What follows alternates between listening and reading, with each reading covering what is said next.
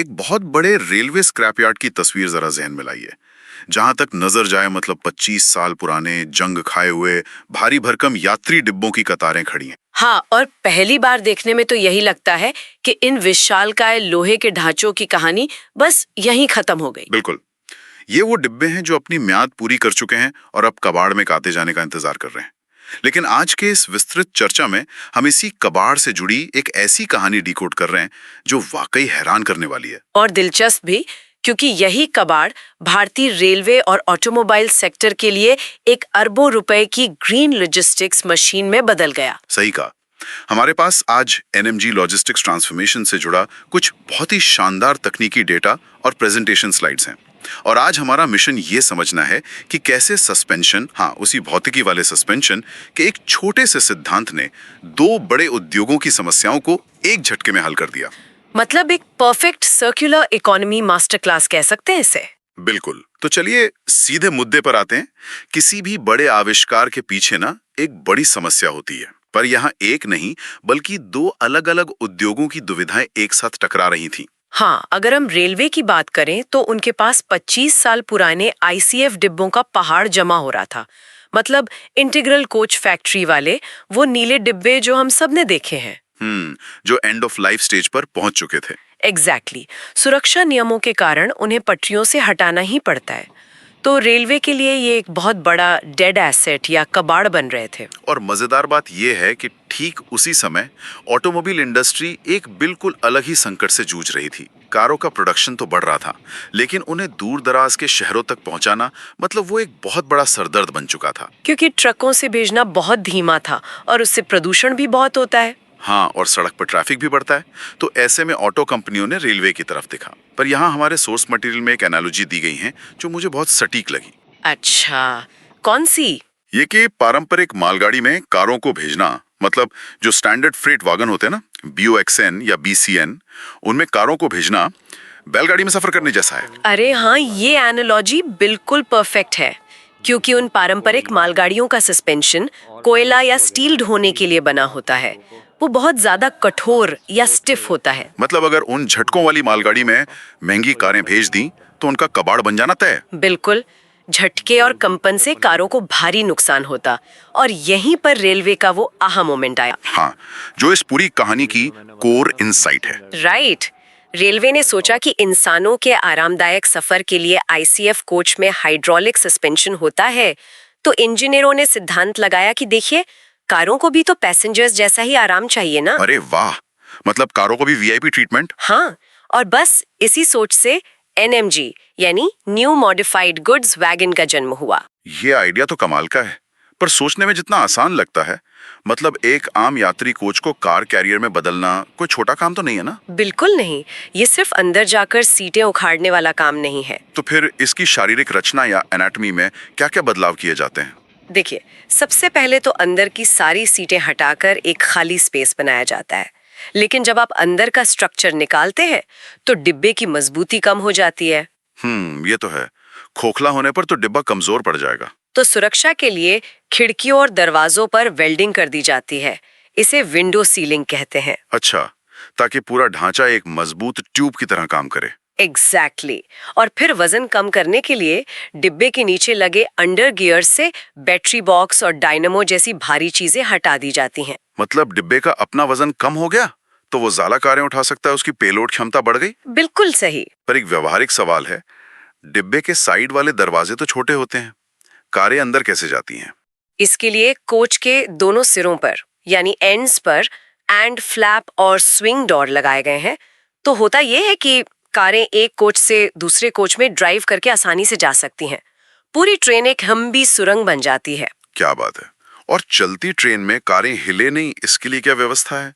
फर्श पर WPC यानी would polymer composite flat floor लगाया गया है और पहियों को सुरक्षित बांधने के लिए विशेष लैशिंग हुक्स होते हैं। तो क्षमता कितनी हो जाती है इनकी? एक कोच में आराम से 4 कारें आ जाती हैं और एक पूरे रैक में 40 से 50 कारें। और अगर मल्टी लेवल रैक इस्तेमाल करें तो फिर 150 से 200 टू व्हीलर्स आ सकते हैं।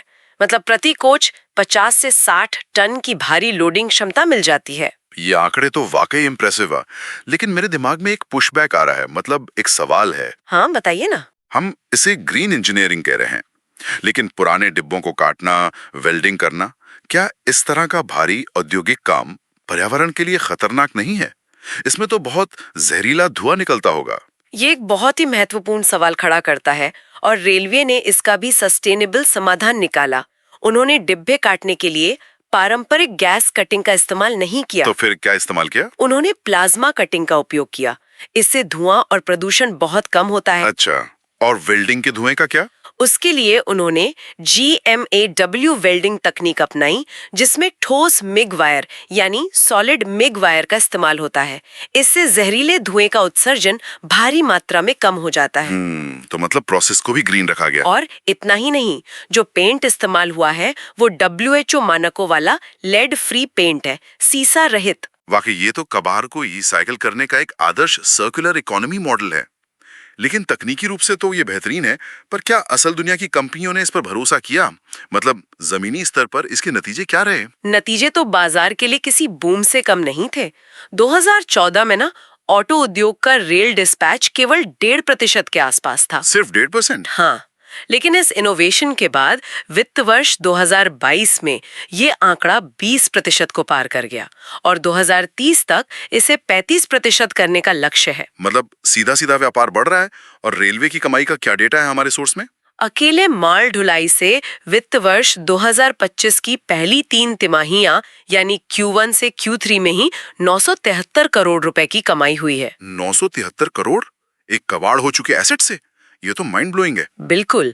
और पार्टनर इम्पैक्ट भी देखिए, मारुति सुजुकी ने अब तक 2 मिलियन यानी 20 लाख वाहन रेलवे से भेजे हैं। इससे तो पर्यावरण का बहुत फायदा हुआ होगा। बहुत ज्यादा। इससे 270 मिलियन लीटर ईंधन जलने से बचा और 10,000 मिलियन टन CO2 का उत्सर्जन रुक गया। हुंडई तो नॉर्थ ईस्ट के लिए अपना 100% डिस्पैच रेल से ही कर रही है। यहाँ पे ना मुझे वो कश्मीर वाला वाकया याद आ रहा है। वो वाकई बहुत रोमांचक है। हाँ, वो तो ऐतिहासिक मील का पत्थर था भारतीय रेलवे के लिए। मतलब कश्मीर घाटी तक सीधी डिलीवरी। हाँ, पहली बार जम्मू कश्मीर में एक ही दिन में 2 NMG रैक्स की, जिसे हम साइमल्टेनियस अनलोडिंग कहते हैं, वो हुई थी ना? बिल्कुल। एक बारी ब्राह्मणा में और दूसरा अनंतनाग में। बिल्कुल एक साथ। और यहाँ बात वाकई बहुत दिलचस्प हो जाती है, क्योंकि 270 किलोमीटर के खतरनाक पहाड़ी हाईवे और मौसम को मतलब पूरी तरह से बाईपास कर देना, ये इस जुगाड़ की सबसे बड़ी जीत है। सही कहा। हाईवे के ट्रैफिक और लैंडस्लाइड की बाधाएं खत्म और ऑल्टो, ब्रेजा जैसी 230 से ज्यादा कारें सीधे सुरक्षित पहुंच गईं। अगर हम इसे मैक्रोविजन से जोड़ें तो ये केवल लॉजिस्टिक्स नहीं है। नहीं, ये ग्रीन लॉजिस्टिक्स है। ये दिखाता है कि कैसे एक पर्यावरण अनुकूल कदम सीधे तौर पर व्यापार के लिए फायदेमंद हो सकता है। ये सब सुनकर तो लगता है कि एक परफेक्ट सिस्टम है, लेकिन कोई भी बड़ा परिवर्तन बिना चुनौतियों के तो नहीं होता ना। जब इतनी लंबी और मॉडिफाइड की गई ट्रेनें पटरियों पर दौड़ती हैं, तो कुछ तो तकनीकी दिक्कतें आती होंगी। बिल्कुल आती हैं और परिचालन से जुड़ी कुछ गंभीर तकनीकी सच्चाइयां सामने आई हैं। तो सबसे बड़ी चुनौती क्या थी? सबसे बड़ी चुनौती तेज मोड़ों पर आती है, जिसे तकनीकी भाषा में 1 in 8.5 टर्नआउट कहते हैं। अच्छा, वो जंक्शन जहां ट्रेन पटरियां बदलती हैं। हाँ, तो होता क्या है कि रोलिंग स्टॉक और ट्रैक के बीच एक डायनामिक इंटरैक्शन होता है। चूंकि ये कोच बहुत लंबे होते हैं, तो मोड़ों पर ये विपरीत दिशाओं में बहुत ज्यादा झूलते हैं। इसे एक्सिस स्विंग कहा जाता है। अरे बाप रे, तो इससे तो डिब्बे आपस में टकरा भी सकते हैं। बिल्कुल। और इसी को बफर इंटेंगलमेंट का खतरा कहते हैं। मतलब 2 डिब्बों को जोड़ने वाले बफर आपस में उलझ सकते हैं। ये तो सीधा सीधा डिरेलमेंट या पटरी से उतरने का खतरा है। तो फिर रेलवे ने इसका समाधान क्या निकाला? रेलवे बोर्ड ने सुरक्षा को ध्यान में रखते हुए एक सख्त मैंडेट जारी किया। उन्होंने इन मोड़ों पर NMG कोचों की गति एकदम सख्त रूप से 10 किलोमीटर प्रति घंटा तक सीमित कर दी। 10 किलोमीटर पर आवर, बस इतनी? हाँ, और लोको पायलट्स की विशेष काउंसलिंग भी की गई ताकि वो इन तेज मोड़ों पर स्पीड का खास ध्यान रखें। समझ गया।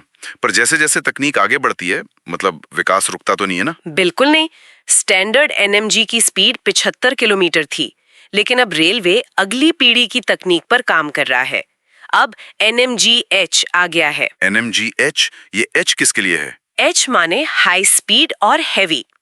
ये 110 किलोमीटर की गति से दौड़ सकता है और इसका पेलोड भी 12 टन कर दिया गया है। अच्छा, तो इसमें भारी गाड़ियां भी जा सकती हैं। हाँ, भोपाल स्थित CRWS ने इसे विशेष रूप से भारी वाहनों जैसे SUV और ट्रैक्टरों के लिए डिजाइन किया है। इसमें बैरल लॉकिंग सिस्टम भी है। वाह, और इसके आगे का क्या प्लान है? भविष्य तो NMGHS का है। इसमें एस का क्या मतलब है? एस मतलब साइड एंट्री। लाइन कैपेसिटी बढ़ाने के लिए इसमें गाड़ियों को साइड से भी चढ़ाया जा सकेगा। मतलब सिर्फ पीछे से नहीं, साइड से भी लोडिंग हो सकेगी। ये तो बहुत शानदार इकोसिस्टम बनता जा रहा है। और सिर्फ डिब्बे ही नहीं, रेलवे 100% ब्रॉड गेज विद्युतीकरण की ओर बढ़ रही है। 2022-23 में ही उन्होंने 6,565 किलोमीटर का अचीवमेंट हासिल किया। तो मतलब ये ट्रेनें पूरी तरह इलेक्ट्रिक ट्रैक पर चलेंगे? हाँ, और उन्हें खींचने के लिए 9,000 और 12,000 हॉर्स पावर के स्मार्ट लोकोमोटिव्स आ रहे हैं। स्मार्ट लोकोमोटिव्स, उनमें क्या खास है? उनमें AI आधारित हेल्थ मॉनिटरिंग होगी और ड्राइवर एडवाइजरी सिस्टम होगा जो हर चीज पर नजर रखेगा। तो इन सब का कुल मिला के निष्कर्ष क्या निकलता है? देखिए, अगर हम इसे व्यापक तस्वीर से जोड़ें तो ये एक पूर्ण कार्बन मुक्त ग्रिड की ओर बढ़ता कदम है। बिल्कुल। आज की इस चर्चा को अगर समेटें तो ये साफ है कि ये पूरा मॉडल 3 पिलर्स पर खड़ा है। पहला, पर्यावरण। कबाड़ हो रहे डिब्बों को रिसाइकिल करना और उत्सर्जन रोकना। हाँ, और दूसरा पिलर है अर्थव्यवस्था।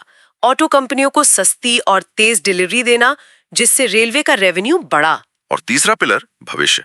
35% ग्रीन लॉजिस्टिक्स का लक्ष्य रखना। एग्जैक्टली। स्पेशल वैगन्स की श्रेणी में ये NMG का कन्वर्जन मॉडल वाकई एक मील का पत्थर है। ये अब सिर्फ एक लोहे का डब्बा नहीं है, ये एक एलीट इंजीनियरिंग का संगम है। बिल्कुल सही कहा। और इस चर्चा के अंत में ना एक बहुत ही दिलचस्प और थोड़ा उकसाने वाला विचार मेरे मन में आ रहा है। अच्छा, क्या विचार है? देखिए, अगर केवल सस्पेंशन के विज्ञान को समझकर और इंसानी आराम के सिद्धांत को कारों पर लागू करके रेलवे एक डूबते हुए एसेट से, मतलब कबाड़ कोच से, अरबों का रेवेन्यू और इतना बड़ा ग्रीन इकोसिस्टम बना सकती है, तो हमारे आसपास ऐसे और कितने एंड ऑफ लाइफ संसाधन मौजूद हैं जिन्हें बेकार समझकर छोड़ दिया गया है, जिन्हें बस एक सही नजरिए और स्मार्ट जुगाड़ का इंतजार है। वाकई ये एक ऐसा सवाल है जिस पर हम सबको सोचना चाहिए। तो बस आज के इस डीप डाइव में इतना ही। इस विचार को अपने साथ रखिए और सोचिएगा जरूर।